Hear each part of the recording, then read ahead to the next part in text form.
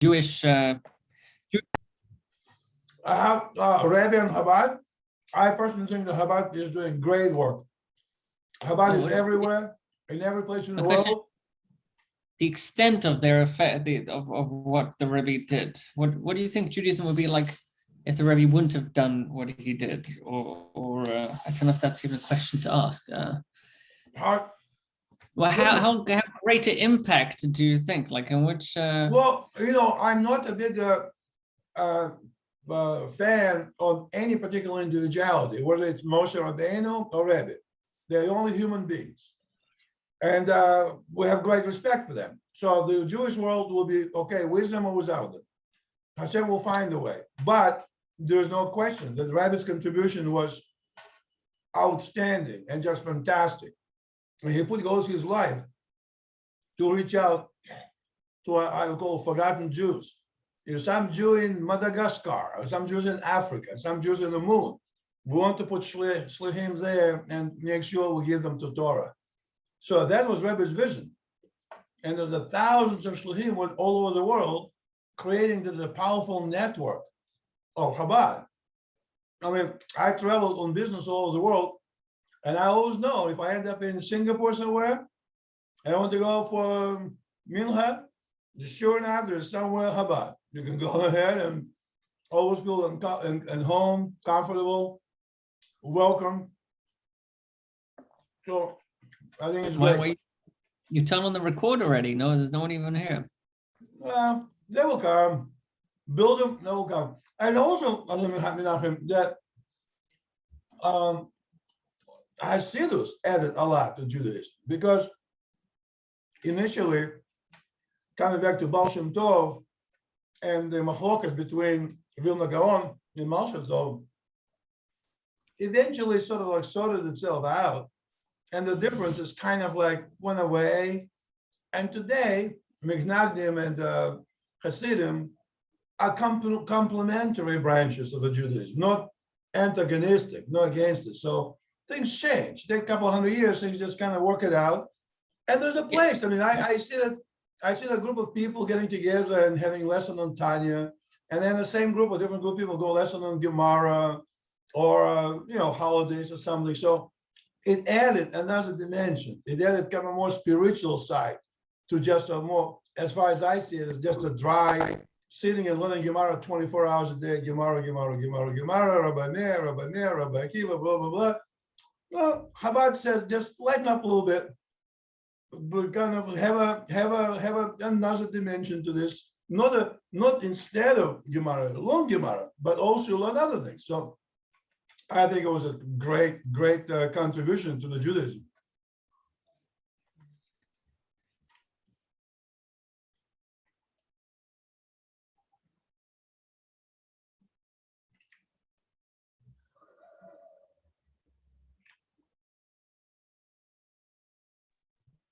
Okay, yeah.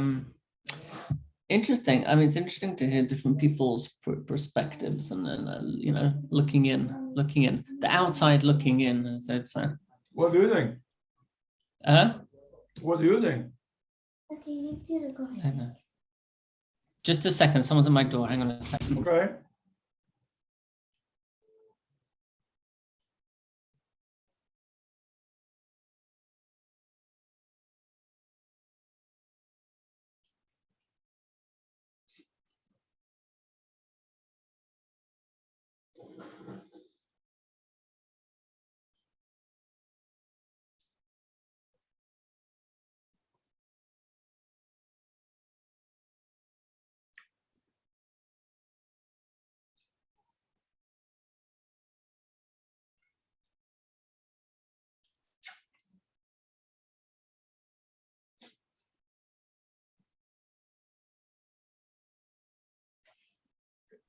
Is it okay? Who was it? 14 kilos of bananas. That's what arrived.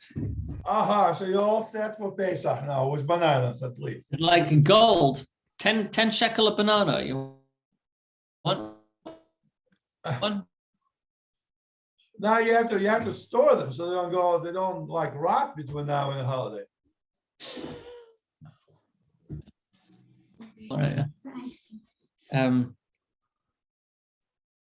what do I think? What do I think? I have a very different, I think, a different perspective to this. In Hassidus, it talks about a concept called Itpastusha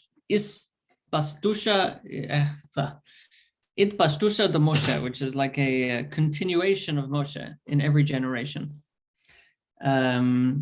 I think this concept originally comes from Kabbalah. And basically, the concept is that there was Moshe in his generation, but then in every generation there was a continuation of Moshe. There's Yeshua in his generation, and then there was Shmuel, and then there was every generation there was someone else.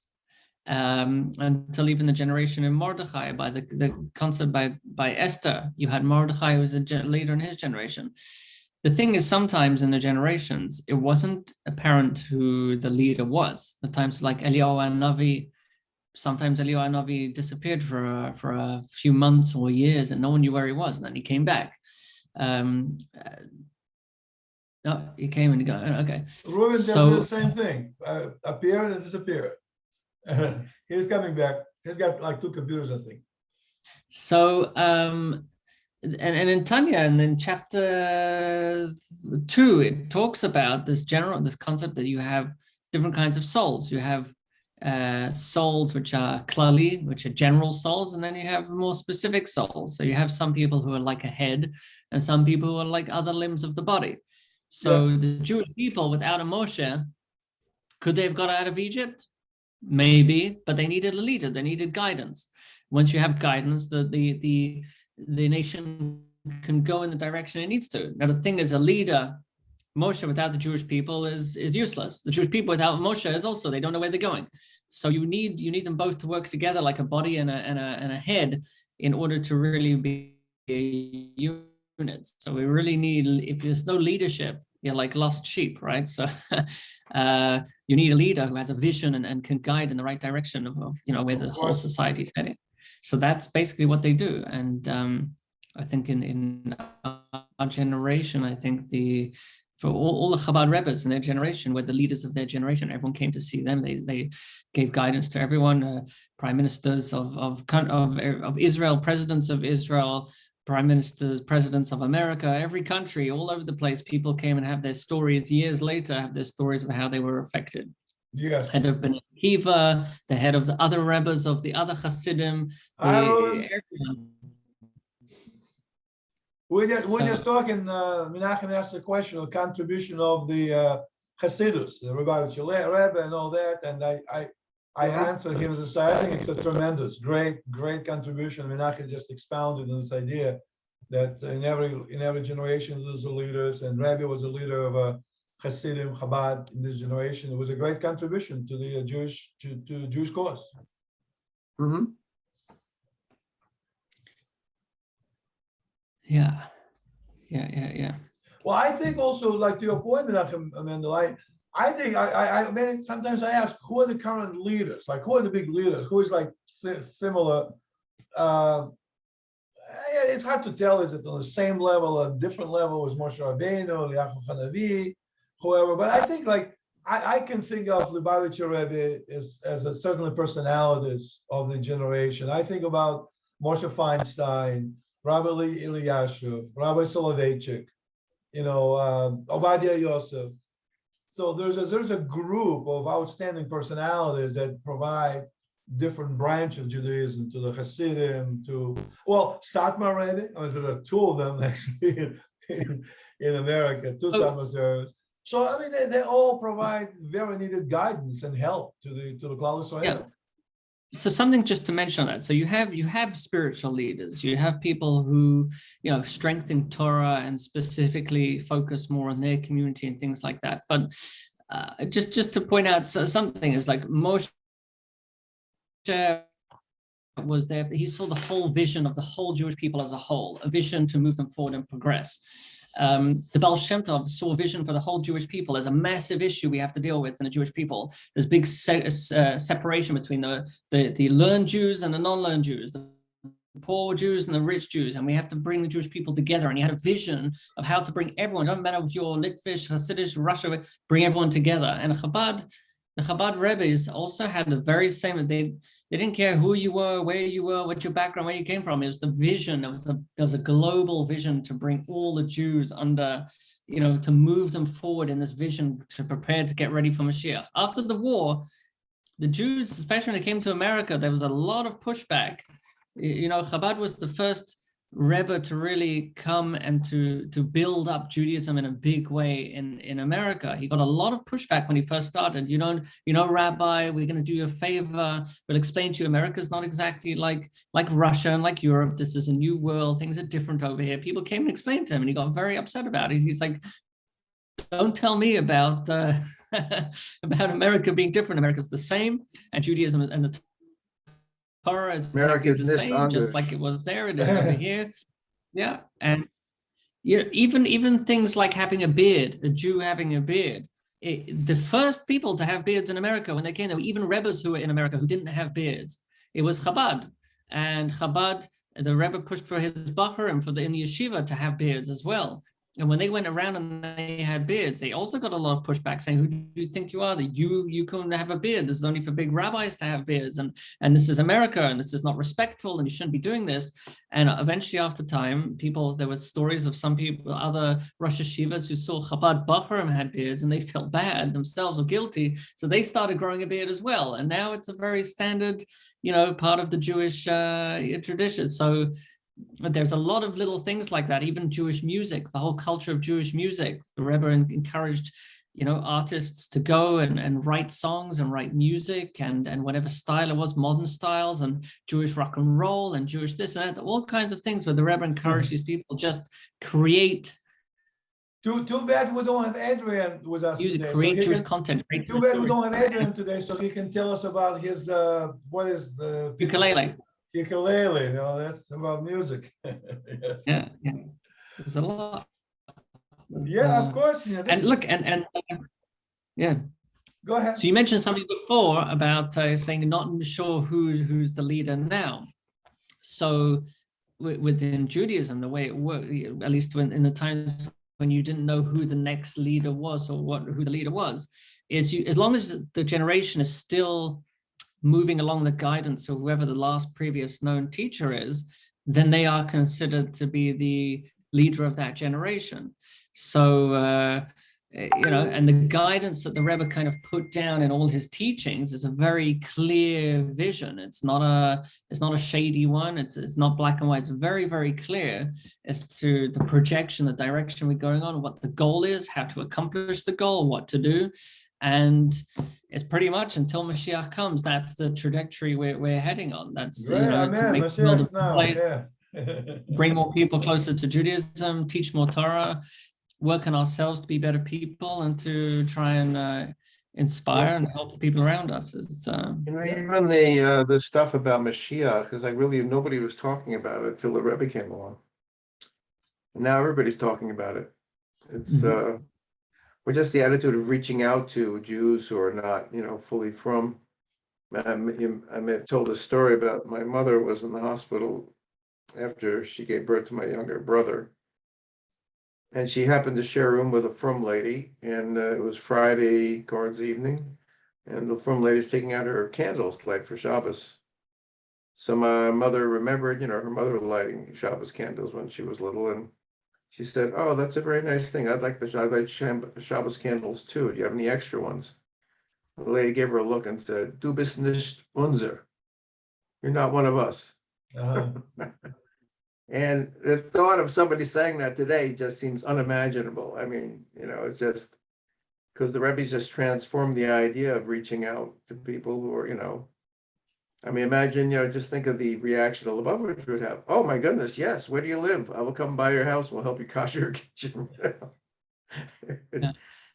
It's a lot of story each step of the way. I mean, even lighting menorahs in public places, the amount of pushback Chabad got from reform and court cases. It's a Christian country. You can't light a menorah. A tree is okay because that's the religion of the country, but you're not allowed to go and light a menorah in a public place. And there were huge court cases going on until I think it was Bernie Sanders who managed to pass a new law or something to allow public menorah lightings. That's one of his claims to fame. It was because of him that it was even things like putting tefillin on people in the street. You got a huge amount of pushback from the other leaders and other Jewish communities saying, Right, you have to have pure, guy- perfect thoughts when you do it, and Yeah. you know what's, yeah, right. It's he didn't wash his hands. He didn't wash his hands in the morning. He doesn't keep kosher. How can you use it in the middle of the street? At what time of day? Yeah. but you know, it's it takes a while for, you know, calcified attitudes to loosen up a little bit. And also people are always worried, you know, well, like, where's the line? You know, how far can you go? But the Rebbe was able to create an environment where he could help people understand, like, yeah, you can go out into the world and mix with fry people, but you have to get the basic solid education first, the right attitudes. And if you're connected to the Rebbe, it gives you the strength to do that. I think it's I, just somebody went to a Litvish yeshiva and went out and tried to mix like that, might not be successful. I remember when I was making the decision to make this Corona shots or not, because my wife and I were like a part of the, affected by conspiracy theory. That's not a good thing, you know, who knows? And I said, okay, I don't know. Everybody, all my family took these shots, and they say, you have to do it, you know. So I said, I only took 2 shots. I didn't take a third booster. And of course, I just went through Corona a couple of weeks ago. Rob did too.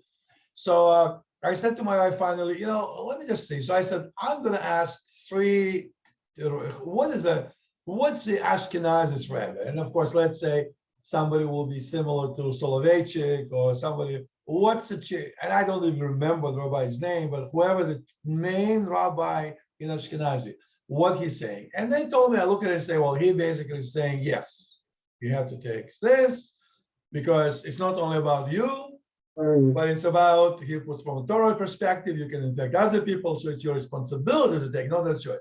What is Ashkenazi? What's like Avadia Yosef or whatever his new rabbi? Also, he said, take that. I said, okay, that's Ashkenazi and Sephardi. What Hassidim is saying.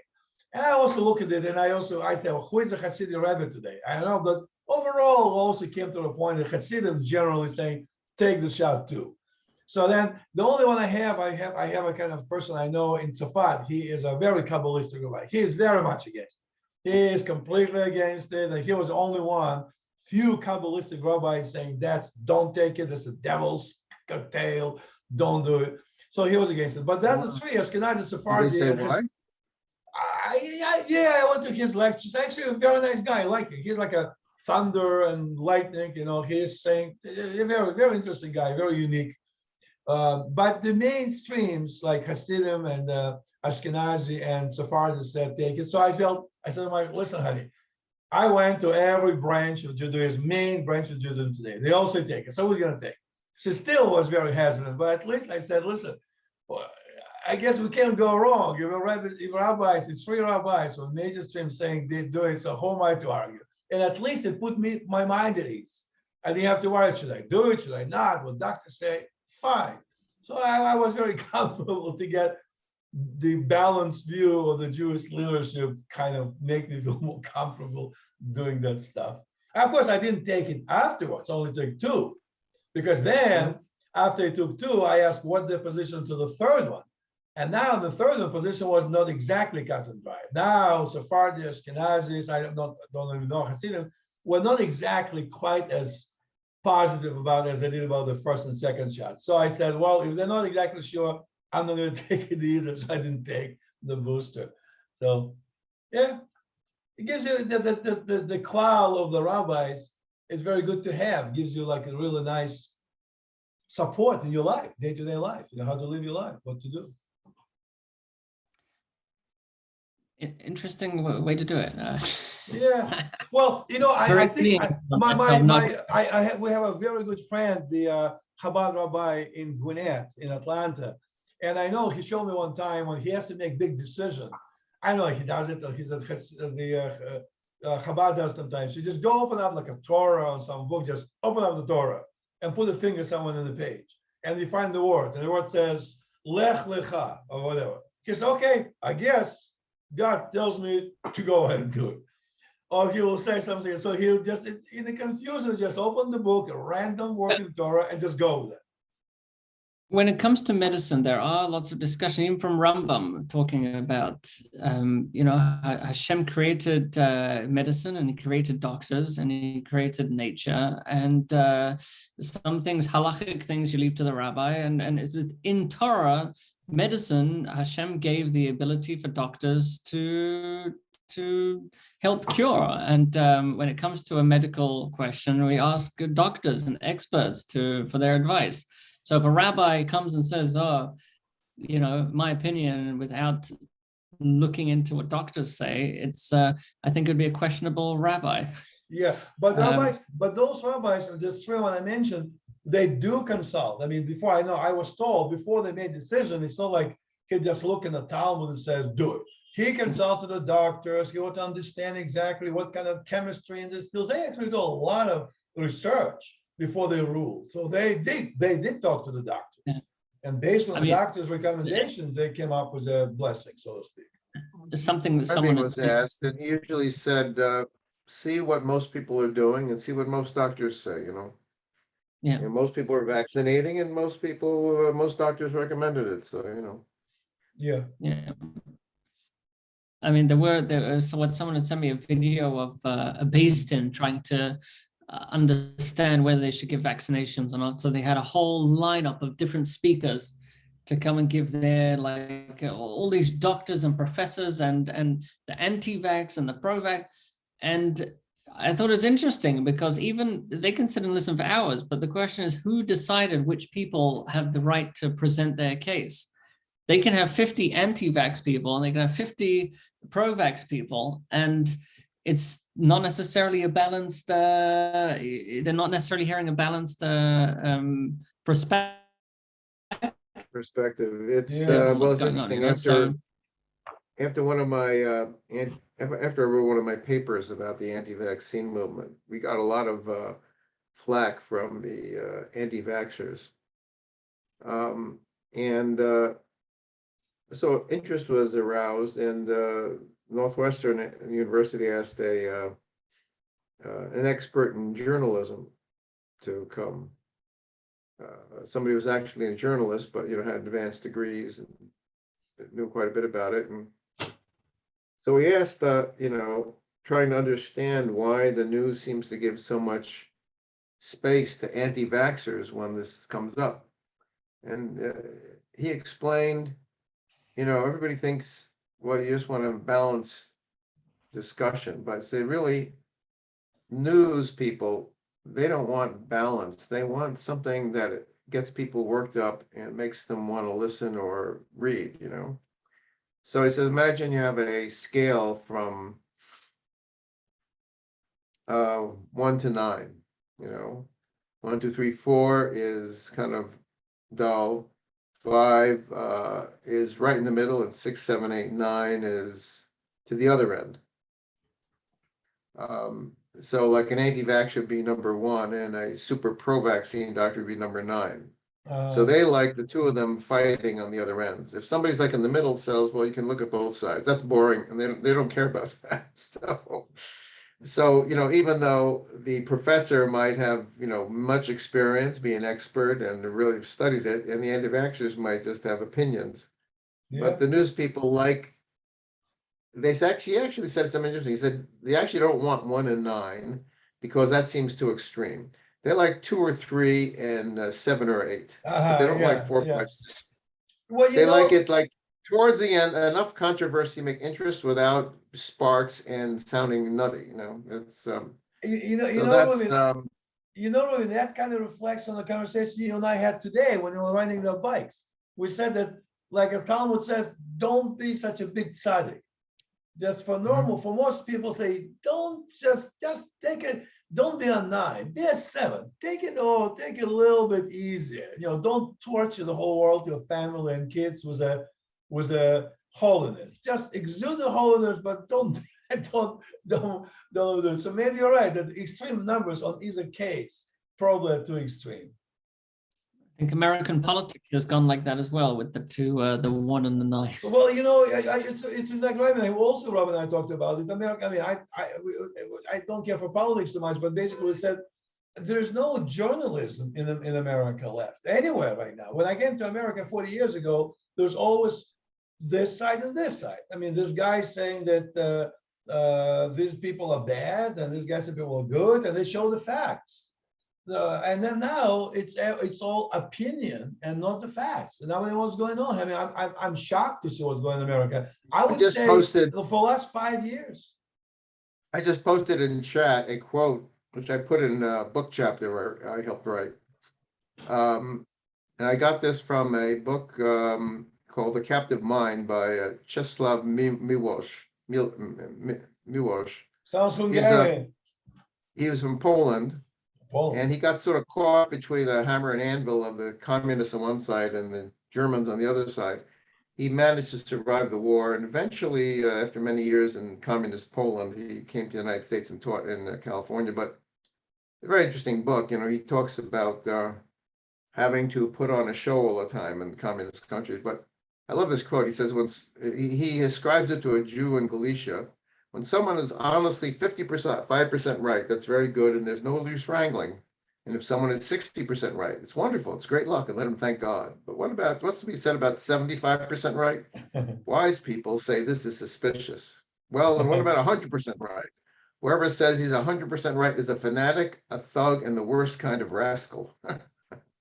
I love that quote. Well, in a Jewish court, if I'm not mistaken, by Halacha, if a Beis Din Sanhedrin of 73 people, if majority, let's say 37 people say hang and 35 people saying he goes free, he hangs. If let's say 72 people saying hangs and 1 people say no, but if all 73 say hangs, the guy goes free. If 100%, if 99%, if we go by majority from 51% to 99, but if it's 100%, the guy goes free. It's a hung jury. It's a hung, because they say if you guys didn't have at least one guy who gave a break to this guy, this is a bloodthirsty court. So this guy just goes free. Yeah. So it's another example. Don't go to 100. Yeah, they say we're 100% right. That's suspicious, I have to tell you, in my times right now, and people say, well, you're not sure. I'm never sure of myself if I'm right. This is how I feel. My wife's father used to say, listen, who knows what's right? Do we have to pray this time, that part, this one, conservative? We're Jews, and God gave us our rules. When Mashiach comes, he'll tell us what's right and wrong. Until now, we just do what God gave us, and we don't worry about what Chinese do or French do. We Jews, this is our program. We just do it. Don't worry about what other people don't have time for. That's what he said. I always like that. That's actually funny. It's a funny song. There's a Jewish singer called A.B. Rottenberg, and he's come out with a few albums called Journeys. So he recently, like a couple of weeks ago, came out with a new album, Journeys 5. It's his first CD brought out in 18 years. So one of the songs over there, he is called "Ain't No Bishul in a Shlishi," which is like it's basically reviving a song that was written by another Moshe Yes. And basically the concept of this song is a very funny song. It's saying, look, we don't know what's going to happen today. We don't know what's going to happen tomorrow. But halachically, we know that you can't have bishul in a kli shlishi. So that's what we know for sure. You can't have bishul in a kli shlishi. But everything else, we don't know. All right. And where is David? Where is David right now? He is a movie producer. He's a DJ. We're talking about his specialty. David, you better come next time. And that's in order. We need your expertise.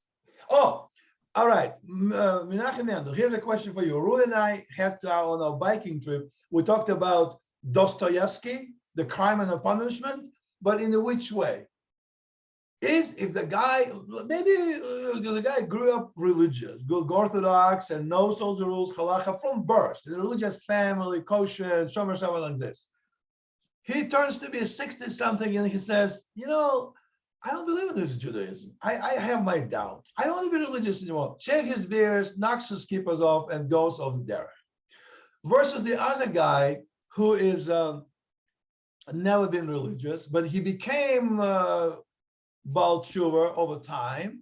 And he's Baal Tshuva, but he's not, for example, he drives to shul because he says, I'm Shomer Shabbos, I'm doing kosher, but I live 20 miles away from a shul, and on Shabbat, I can only drive to shul on the car. I know it's a violation. I know I can't do it, but it's not a way. I do it, I don't know. So here's two guys. One is violating the Halacha, Torah, and the other guy is violating Torah. Would God punish, or even for the same thing? This guy, well, let's say the guy, I'm going to eat cheeseburgers right now because I don't believe in Judaism. I grew up Orthodox and I did it. I saw so much baloney, so much insincerity, so much stuff. I've been experienced with all these Orthodox guys. I saw rabbis who are cheating on this. I had enough of it. I'm going to have a cheeseburgers, no beer, and shalom. I hate those guys. Whereas another guy who just became religious and he does a lot of mitzvot, but he also eats the cheeseburger. He knows it's not supposed to. He says, listen, I can't just do all this stuff. Just give me at least a cheeseburger. Are they punished? Are they judged the same way by God, those two guys? Everyone is judged for who they are. It's not a, you can't, everyone is different. Everyone has different vessels. Everyone has a different experience in life. Does God have different level, different, as a judge, does he do different criteria for me, for you, for Reuben, for somebody else, for my kids, for other people, people in Russia that don't even know much? Does God have the same rules wherever? My understanding is that there's double standard. Moshe got was punished for hitting the rock, so everyone else get punished for hitting the rock. I mean, it was a direct command to him that you got to speak to it. So his personal mitzvah, which he didn't listen to. But so what you say when Moshe was about to hit the rock, if one guy just jumped in and say, hold it, Moshe, let me do it, grab the stick and smacks the rock, open the rock. How many times you have to torture Moshe to do this? Moshe has to do everything. He's tired. Give him a break. I'm going to hit the rock. So hits the rock. And finally Hashem says, I'm going to open up the rock. He opens the rock and walk him and say, Chaim did it. Because Moshe Rabbeinu just was so worn out, so tired, Chaim jumped into it. So I think he will not be punished. He would be punished because it's not his job. When a non-Jew is converting to become Jewish, he is halachically not allowed to keep Shabbos. He's not allowed to, a non-Jew is not allowed to keep Shabbos. He has to, every Shabbos, he has to do some kind of malacha so that he doesn't keep Shabbos. But that's a non-Jew. It's not his command. Huh? That's a non-Jew. But it's a non-Jew. But what if it's a Jew, non-observant Jew is becoming Baal Tshuva? Yeah, so there's a concept in Judaism called a tinok shenishba, someone who doesn't know and they don't understand, and therefore their reward and punishment is based on their understanding. It's not their fault that they were brought up in a certain way or they have a certain perspective, and at a certain stage of their life where based on their knowledge, they are doing what is on their level. And they can't be held accountable to it. How can you blame someone if they don't know any better? I'm glad you said, because that's how I feel too. Well, that's how that's my understanding, at least. This is how I feel, Menachem. And I know, guys. I felt when I was going through a mature process and in Atlanta more and more, I got to the point that I was like holier than thou. I was telling everyone how wrong they are because they're taking newspapers, and people just started to avoid me because every time they meet with me, I'll tell them that how they're violating this mitzvah and that mitzvah. That people say, "Left, I don't want to talk to you because every time I talk to you, you just tell me, oh, just knock it off." But I noticed that if somebody would drive, I have a lot of people. It was Orthodox shul, but there was a lot of people came that there was like semi-observant, if you will. And the guy would drive and he will park the car like 3 blocks away. And he didn't make a secret of it, but out of respect, he would drive the park 3 blocks away and just walk. And nobody would, and he would ask everybody, say, is that okay? And I know this rabbis will never answer yes or no.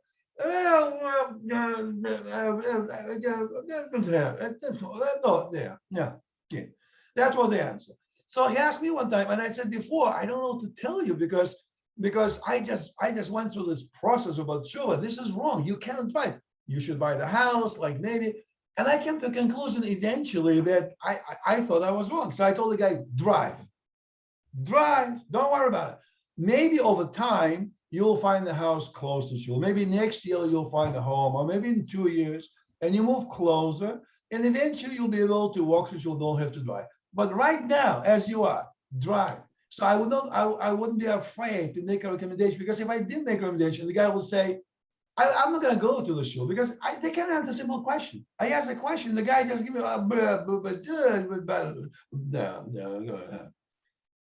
People get turned over and go and answer. It's an interesting halachic question, because shluchim have this question a lot in the world. I remember when I was in yeshiva that we once had a shir by one rabbi, very briefly, like talked about this topic without it was only one time, so I don't know the details of it. But he was saying, there's discussions in Chabad houses. If you have someone who's driving to shul, should you leave the parking lot in the shul open and allow them to park there? They know they're driving on Shabbos, and they're driving on Shabbos. So who are you fooling? Should you leave it open and let them drive and park? I wouldn't. Okay, that was the kind of question. Okay, you shouldn't. Why shouldn't you? Okay, but there's a general question that Did I give a right answer? Am I right? No, don't open. I'll try and get to it in a second. But okay. There's something you mentioned is that if you know that someone is not holding at a certain level, then it's not a good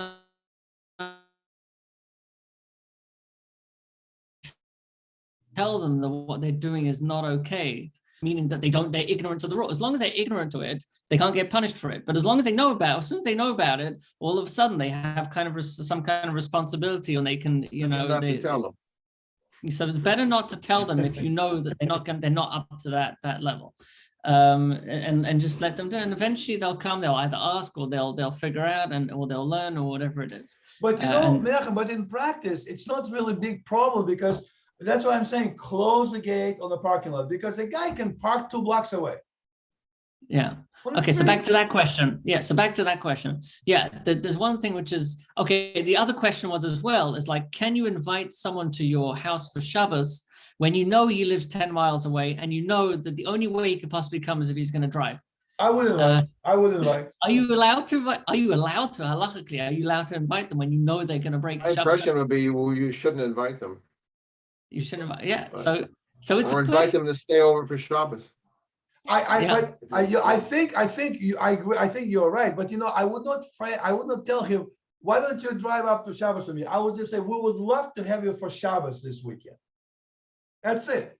Oh. And not even mention. I won't call my sister in New York on Saturday night when I know it's still Shabbos there, and even though she doesn't keep Shabbos, I'm not going to call her. Yeah. So that I think is something else, because you would be a partner, in that kind of situation, you'd be a partner in them directly involving them in favor, yeah. Yeah, you're actually involved in it. Yeah. There are halachas though. For example, if someone needs to break Shabbos, it's not breaking Shabbos, like say someone needs to go to a hospital on Shabbos, it's actually better for a religious person, someone who looks Jewish and frum, to go and drive the car and drive into the hospital than to go and find a Jew who doesn't keep Shabbos and ask him to drive. Right. The reason why. That's what it's a mitzvah, and you can show people that it's okay to save a life. Exactly. Yeah. And this person thinks that he's breaking Shabbos and he's being a Shabbos guy, and then he's feeling that's so yeah. Yes, it's 100%. Everyone for where they're up to. I feel like I think back to your question though about should they keep the gate open or closed. I don't remember the answer, but I think it was something along the lines of, once you open it, you're kind of giving if you open the gate and say you can drive in here, it's kind of giving like an okay to say, it's okay what you're doing. You're kind of giving the haskama to say, it's okay. Yeah, so it's better just do what you're supposed to do what's right, and they'll figure out by themselves, and that's not your business. Yes. Yeah. Live and let live. Yeah. Yeah. Let's look at this. We're on the same page again. Yeah. Pesach. What else? 6 minutes left. Yeah, 6 minutes left. Okay. We covered a lot of interesting topics today. a little Halacha, a little bit of a Hassidus, a little bit of a Misnagdim, a little bit all that. Wonderful.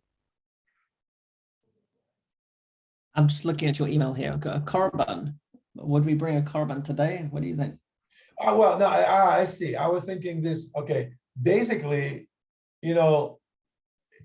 when we violate the Torah, basically there's a 3 punishments. You either get makos, in other words, if you do something and you have witnesses who warned you and all that, it goes to Beis Din and say, did you really eat this cheeseburger? Yes, I did. Drop your pants off, clack, clack, clack, clack, clack. You get 39 makos. Or if you did something that is but if you did the cheeseburger, which says, was it a cheeseburger? I didn't even know the cheese. You didn't know. Then you bring the korban for that. Or if you do it even more serious violation, you slept with your sister because you were separated from your sister 20 years from birth, and you met her, you never knew it was a sister, and you have a relationship with her. And then 2 days later, someone said, guess what? Do you know it's your sister? Holy mackerel, I can't believe it. You're not responsible, but you have to bring the korban for that violation. But if you do that punishment knowingly, like cheeseburger, you get makos. If you sleep with your sisters purposely, you get kares. And a kares has 2 types. One is a spiritual excision. Your soul basically disintegrates when you go to the world to come. Or is a death by the divine, death by the heaven. That is not quite kares. In other words, you get premature death, you die childless, things like that. So everything has punishment in a more severe way, kares, or less severe way as a makos, or you bring korban. But today, because there's no temple, a lot of people say, guys, I want to bring the korban, but I can't bring the korban because there's no temple.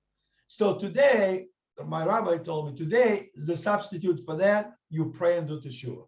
So in today's world, you have to do teshuva, you do tzedakah, you do teshuva, and that's the same thing as they actually brought the korban to the temple. I hope it's my right understanding, guys. I don't know. No, there's another way to do it. It mentions in Tanya, which is chapter, I just literally read this the other day, I think chapter 25. Let me find this a second. Okay. Chapter 4:24. Fasts, right? Fasting. Chapter 25. Okay. One of them is fasting, yeah, but the idea is abstaining from like an impulsive action. So korban is ultimately you're taking something away from you, sacrificing a cow. A cow could be could keep a person alive with the milk and the meat and everything for like, it's also symbolic of the animal nature to be very strong, like a bull, like to be like a bull in a china shop can be very impulsive and very, very powerful. You also have an animal personality like a sheep, which is very subtle and soft and manipulative maybe, but like can also cause, and you can also have an animal soul like a goat, which is very stubborn. So these concepts also, we have our animal souls, which can be in the same kind of way. Some people have a very soft animal soul. Some people have a very stubborn animal soul. Some people have an animal soul like an ox, like it's very strong and powerful. And the idea is if a person, instead of sacrificing something physical, you sacrifice an impulsive behavior. I feel like doing something. The I, the ego feels like doing something. And if you do it, you are therefore going to make your ego and your I stronger. If you abstain from something, you therefore make it weaker. The more you feed something, stronger it gets. The more you stop something, the weaker it gets. So the general concept over here, it's like when it mentions in this parak of Tanya, it's saying, and it goes to like the extreme. It says, look, when it comes to death, which is the most painful thing, and I think the general concept is that if you money all your life, money's symbolic of all physicality. People would generally give over their money for the sake of their life, which is the greatest pleasure, which is simply to be alive. So people ultimately want to stay alive, but they give up their physicality in order to be able to do that. So,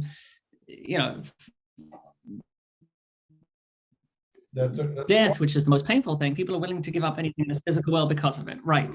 So much, how much more so if it comes to separation from God? When it comes to an avera, it separates us spiritually. It's just like a spiritual death. Yeah. And we don't want to spiritually have a death from God or separated from God. So we should give up things that could potentially spiritually separate us, like impulsive actions or behavior or wills or cravings. And by abstaining from them, it's symbolic, and it has the same kind of effect. It's even more of an effect than a korban, because a korban is separate from you. It's something else. Yeah. Whereas this is something internal. It's your actual yourself that you're sacrificing. So it has more of an effect. Sure. Anyway. Great. Well, guys, we have 30 seconds. So it was a good discussion. So the next Tuesday, any particular topic you want to cover? And if you don't have a thought now, let's say it. What do you think? 20 seconds. Any? I don't know if I'll be around next week. We'll have to play by ear, though. But, we'll play by ear. 15 seconds. So in that case, guys, have a good Pesach, have a good time. And I'll finish with Karl Marx. Hassidim and Misnagdim of the world unite.